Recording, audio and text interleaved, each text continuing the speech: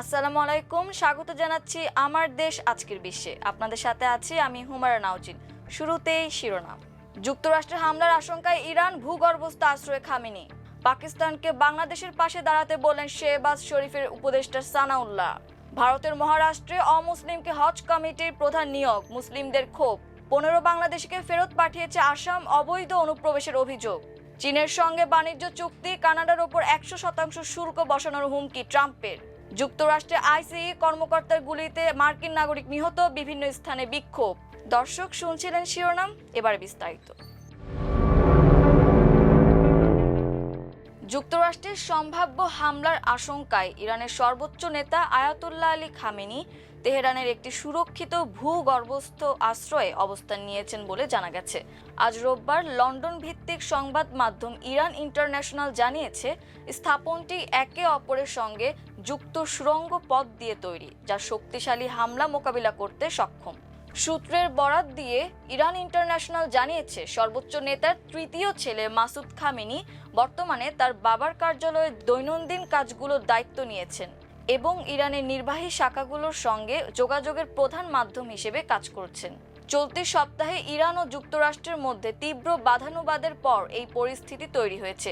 President Donald Trump হুঁশিয়ারি দিয়ে জানিয়েছিলেন যে প্রয়োজন পড়লে ব্যবস্থা নেওয়ার জন্য তিনি নৌবাহিনীর যুদ্ধ জাহাজ ওই অঞ্চলের কাছাকাছি নিয়ে যাচ্ছেন। তিনি সতর্ক করে বলেন, একটি আর্মাডা রণতরীর বহর ইরানের দিকে এগিয়ে যাচ্ছে। তেহরান টাইমস জানিয়েছে, আইআরজিসি এরোস্পেস ফোর্সের কমান্ডার ব্রিগেডিয়ার জেনারেল মাজিদ মুজভি ট্রাম্পের হুমকির জবাবে বলেছেন, ট্রাম্প বেশি কথা বলেন, কিন্তু তিনি তার জবাব পাবেন মাঠে। এছাড়াও রেভলিউশনারি গার্ডের কমান্ডার জেনারেল মোহাম্মদ পাকপুর জানিয়েছেন, ইরানি বাহিনী যে কোনো সময়ের চেয়ে বেশি প্রস্তুত এবং সর্বোচ্চ নেতার নির্দেশ পালনে তাদের আঙুল ট্রিগারে রয়েছে বলে প্রতিবেদন প্রকাশ করেছে স্থানীয় সংবাদ মাধ্যম নূর নিউজ।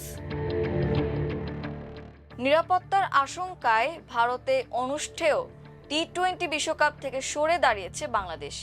এমন পরিস্থিতিতে পাকিস্তানকে বাংলাদেশের পাশে দাঁড়ানোর আহ্বান জানিয়েছেন পাকিস্তানের প্রধানমন্ত্রী শেহবাজ শরীফের রাজনৈতিক উপদেষ্টা রানা সানাউল্লাহ। জিও নিউজের এক অনুষ্ঠানে তিনি বলেন, আমার মনে হয় এ বিষয়ে আমাদের বাংলাদেশের পাশে দাঁড়ানো উচিত। এতে দীর্ঘমেয়াদে পাকিস্তানি লাভবান হবে। তার মতে, বিশ্বকাপ বর্জনের সম্ভাব্য সিদ্ধান্ত পাকিস্তান ক্রিকেটের জন্য আর্থিক ক্ষতি ডেকে আনতে পারে। তিনি বলেন, আমরা হয়তো অর্থ কম পাবো, কম অর্থেও আমরা চলতে পারবো, তবে আজ পাকিস্তান যদি বাংলাদেশের পাশে দাঁড়ায় এর প্রভাব হবে সুদূর প্রসারী। সানাউল্লাহ আরো বলেন, 1971 সালে দুই দেশের মধ্যে যে দূরত্ব তৈরি হয়েছে, বাংলাদেশের প্রতি পাকিস্তানের সমর্থন সেই ব্যবধান দূর করতে সাহায্য করতে পারে। তিনি বলেন, আমরা সম্পর্কের একটি নতুন পর্যায়ে প্রবেশ করতে পারি, যেখানে পাকিস্তান ও বাংলাদেশ দুই ভাইয়ের মতো থাকবে। পাকিস্তান মুসলিম লীগ নওয়াজের প্রভাবশালী এই নেতা আরো বলেন, পাকিস্তানের সমর্থন হওয়া উচিত বাংলাদেশ রাষ্ট্রের প্রতি, কোনো নির্দিষ্ট রাজনৈতিক দল বা সরকারের প্রতি নয়। ভারতে মহারাষ্ট্রে হজ কমিটির প্রধান হিসেবে এক অমুসলিম সরকারি কর্মকর্তাকে নিয়োগ দিয়েছে রাজ্যের বিজেপি সরকার। গত 14 জানুয়ারি মনোজ যাদব নামে ওই কর্মকর্তাকে নিয়োগ দেওয়া হয়, কিন্তু ধর্মীয় বিষয়াদি তদারকি করা সংস্থার প্রধান হিসেবে অমুসলিমকে নিয়োগ দেওয়ায় ক্ষুব্ধ ভারতীয় মুসলমানরা।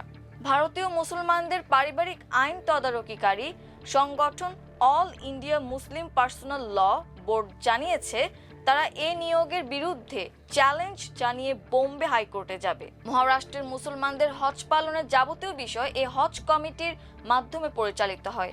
মুসলমান নেতারা বলছেন, হজের মতো একেবারেই ধর্মীয় বিষয় পরিচালনার জন্য এ কমিটির প্রধান একজন মুসলিম কর্মকর্তা হওয়াই উপযুক্ত।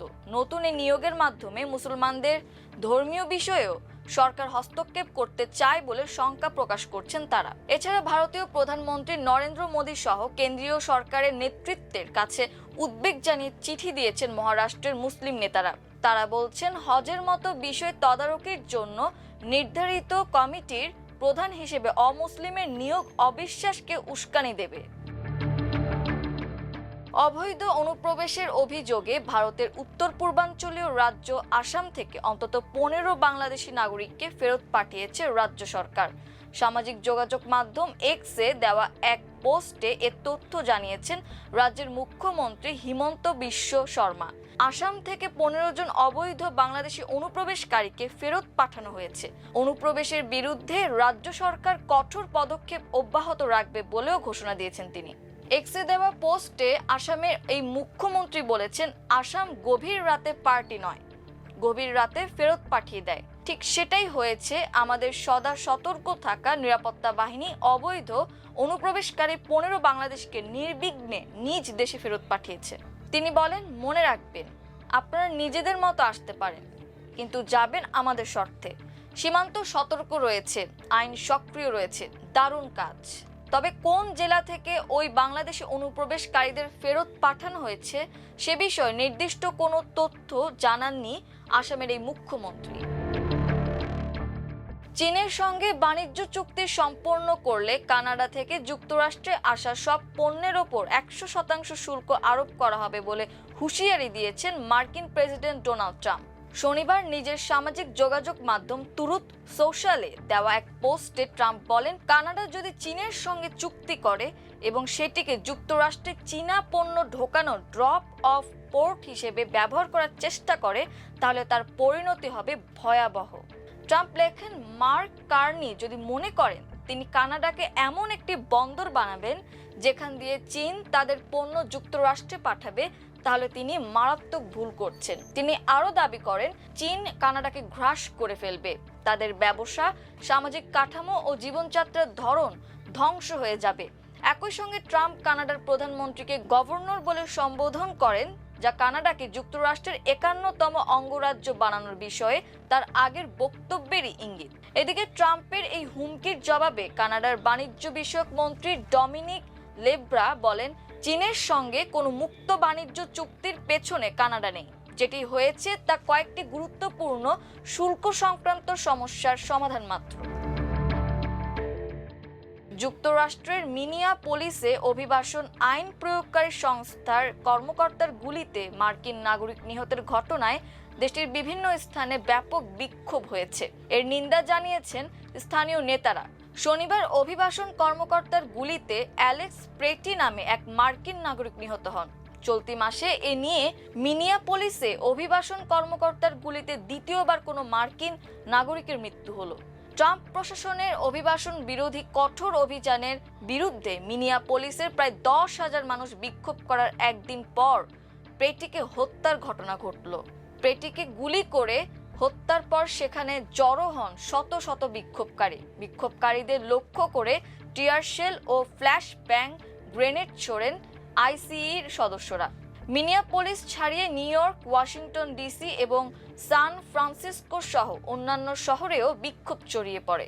ফেডারেল কর্মকর্তাদের দাবি, প্রেটির কাছে একটি আগ্নেয়াস্ত্র ছিল। তবে এমন দাবি নিয়ে প্রশ্ন তুলেছেন স্থানীয় নেতারা। মিনেসোটা অঙ্গরাজ্যের গভর্নর টিম ওয়ালস বলেন, ঘটনাটি ভয়াবহ। বলেন, এ ঘটনার তদন্ত করতে ফেডারেল সরকারকে বিশ্বাস করা যায় না। গভর্নর সহ অন্যান্য স্থানীয় কর্মকর্তারা অভিবাসন বিরোধী অভিযান অবিলম্বে বন্ধের দাবি জানিয়েছেন। দর্শক, এই ছিল আমার দেশ আজকের বিশ্বে। এতক্ষণ আমাদের সাথে থাকার জন্য অসংখ্য ধন্যবাদ। আল্লাহ হাফেজ।